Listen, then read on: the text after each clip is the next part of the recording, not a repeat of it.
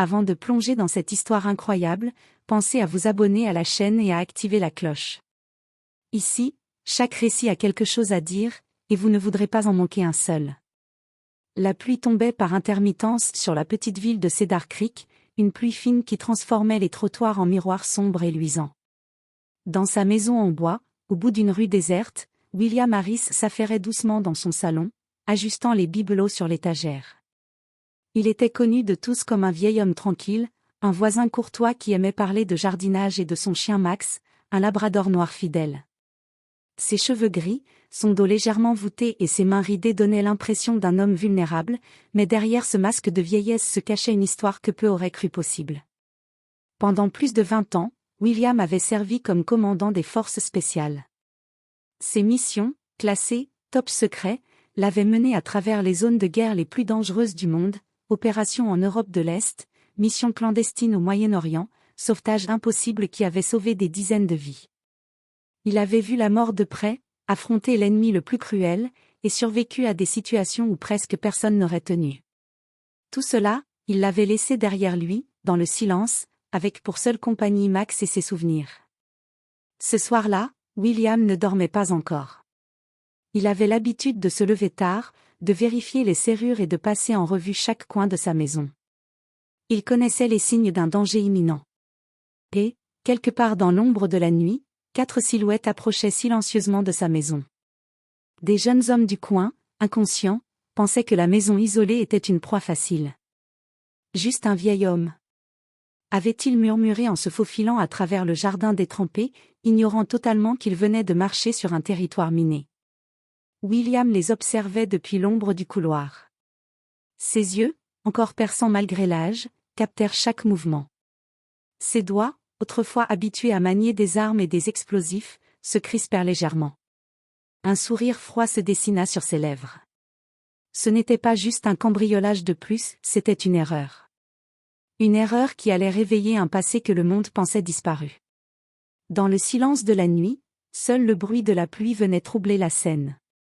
Mais bientôt, ce silence allait être brisé par des cris, des mouvements rapides et une confrontation que ces jeunes hommes n'oublieraient jamais. William Harris n'était pas seulement un vieil homme, il était une légende vivante, un prédateur silencieux, un ancien commandant des forces spéciales. Et ce soir, il allait le leur rappeler. La nuit était noire, ponctuée par le clapotis régulier de la pluie sur le toit de la maison de William. Le vent faisait frissonner les rideaux, et les branches des arbres semblaient gratter contre les vitres comme des doigts curieux. Au bout de la rue, 4 silhouettes glissaient silencieusement dans l'ombre. Jake Thompson, le chef du groupe, scrutait la façade de la maison. « C'est juste un vieil homme, personne ne s'en souciera », chuchota-t-il, sa voix remplie d'excitation et de nervosité. Marcus, Léon et Tony hochèrent la tête, la peur mêlée à l'adrénaline.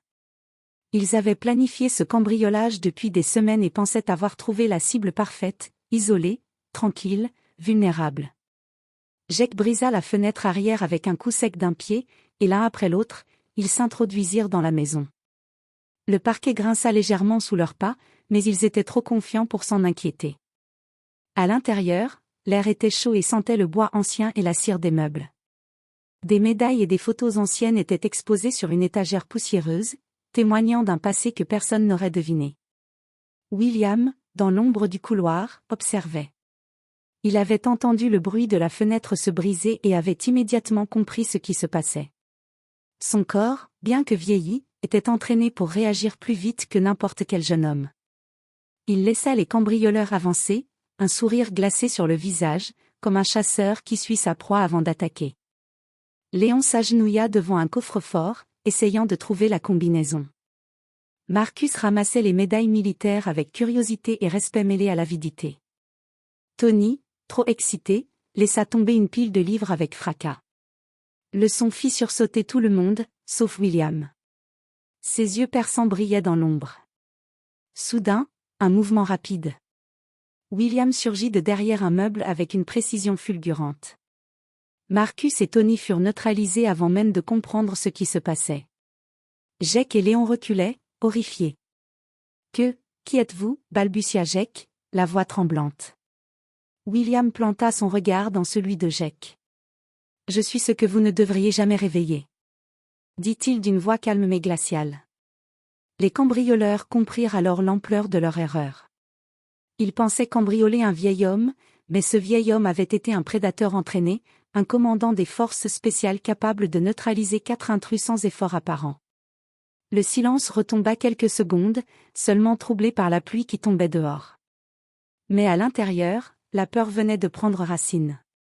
Les cambrioleurs savaient qu'ils n'étaient plus dans un jeu.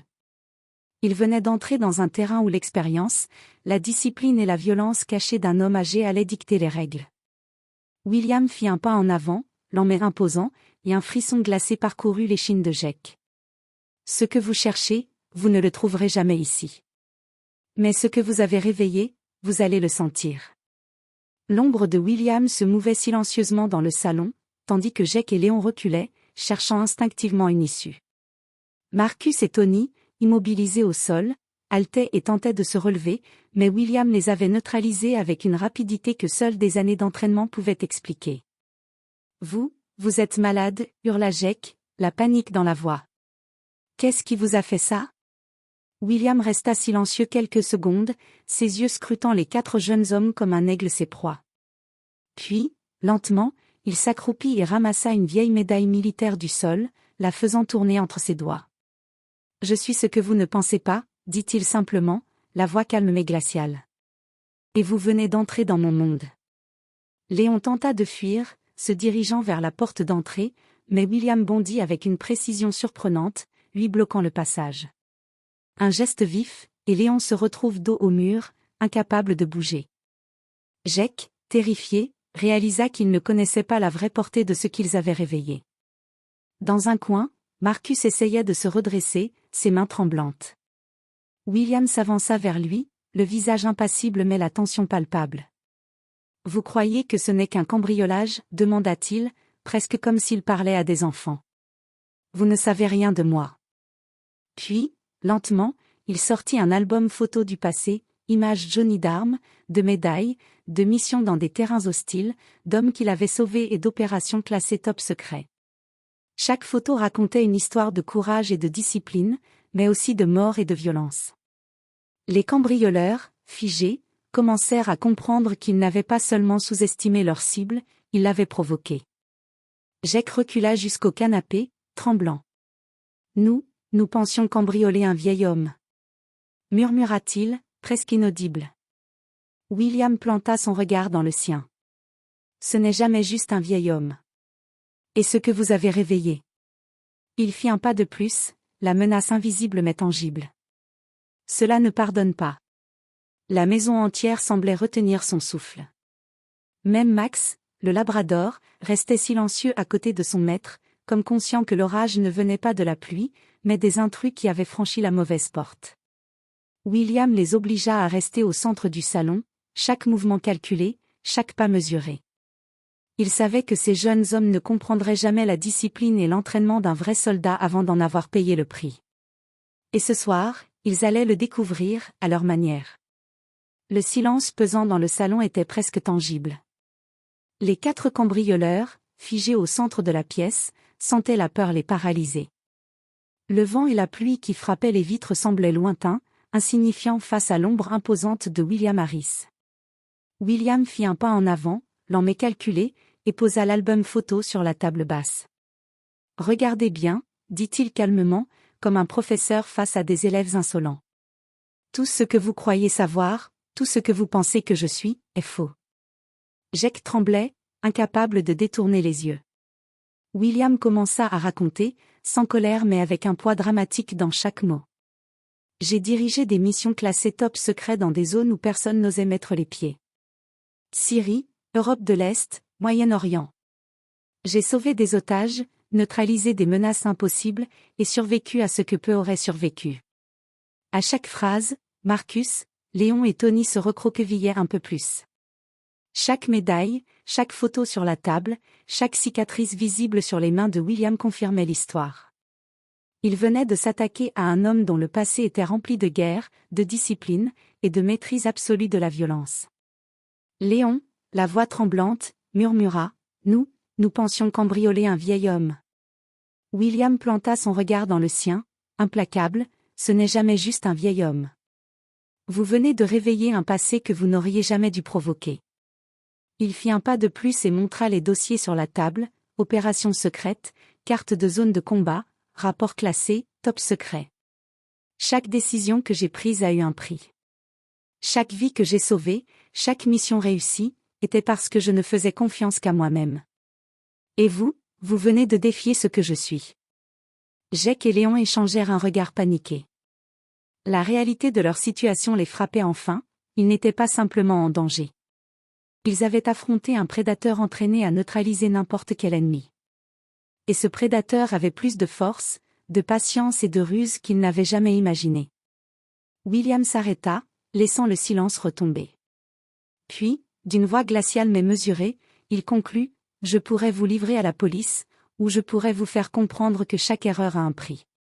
Ce soir, vous allez apprendre ce que signifie réveiller un homme qui n'est jamais simplement ce qu'il semble être. » Les 4 cambrioleurs restaient paralysés. La peur n'était plus seulement de se faire attraper. Elle venait de réaliser qu'ils avaient affronté une légende vivante, un homme dont le passé de commandant des forces spéciales était plus que suffisant pour les réduire au silence, ou pire. Le salon était plongé dans un silence presque surnaturel. La pluie continuait de tomber dehors, mais à l'intérieur, l'atmosphère était lourde, saturée de peur et de respect. Les 4 cambrioleurs étaient au centre de la pièce, les yeux écarquillés, les muscles tendus, incapables de bouger. William les observait, son regard froid et calculateur pesant sur eux comme un jugement silencieux. Il s'avança lentement, chaque pas résonnant sur le parquet. « Vous croyez que tout se résume à l'argent ou aux objets précieux ?» dit-il calmement. « Mais ce que vous avez réveillé, c'est un homme qui ne fait jamais d'erreur. Et ce soir, vous allez comprendre ce que signifie sous-estimer quelqu'un. » William ne chercha pas à les frapper. Il n'avait pas besoin de violence physique. La peur, la maîtrise et la révélation de son passé étaient suffisantes pour les briser mentalement. Il leur montra les photos, les médailles, et les dossiers classés, top secret. Chaque image racontait une histoire de courage, de sang-froid et de survie. Les cambrioleurs comprirent que leur vie, aussi jeune soit-il, dépendait maintenant entièrement de la volonté de cet homme. Il les força à s'asseoir, les mains sur la tête. Chaque nuit de cette semaine, il devait écouter William raconter ses missions, les sacrifices qu'il avait faits et la discipline qu'il avait acquise. Il ne voulait pas seulement les punir, il voulait qu'ils comprennent que chaque action a un prix, et que la naïveté et l'arrogance peuvent être fatales. Au matin, les cambrioleurs étaient épuisés, mentalement épuisés, transformés. William les relâcha, mais les avertit fermement, « Sortez d'ici et ne revenez jamais.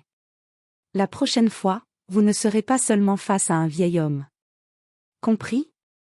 Jake, Léon, Marcus et Tony n'osèrent rien dire.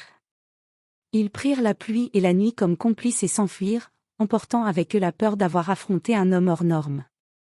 Ils savaient qu'ils venaient d'effleurer un passé que peu de gens connaissaient, et qu'ils ne le feraient jamais oublier. William retourna dans son jardin, Max trottinant à ses côtés. Il replanta ses fleurs, vérifia les serrures et s'assit sur le vieux banc en bois. Son visage semblait calme, presque ordinaire. Mais derrière ses yeux, la vigilance demeurait. Parce qu'un homme comme William Harris n'est jamais vraiment vieux. Il est toujours prêt, toujours alerte. Et dans le monde des forces spéciales, même après des années, un prédateur silencieux peut encore transformer une nuit banale en leçon de peur et de respect. La maison redevint tranquille. La pluie continua de tomber. Mais dans la mémoire de 4 jeunes hommes, la légende de William Harris venait de naître, et ils ne l'oublieraient jamais.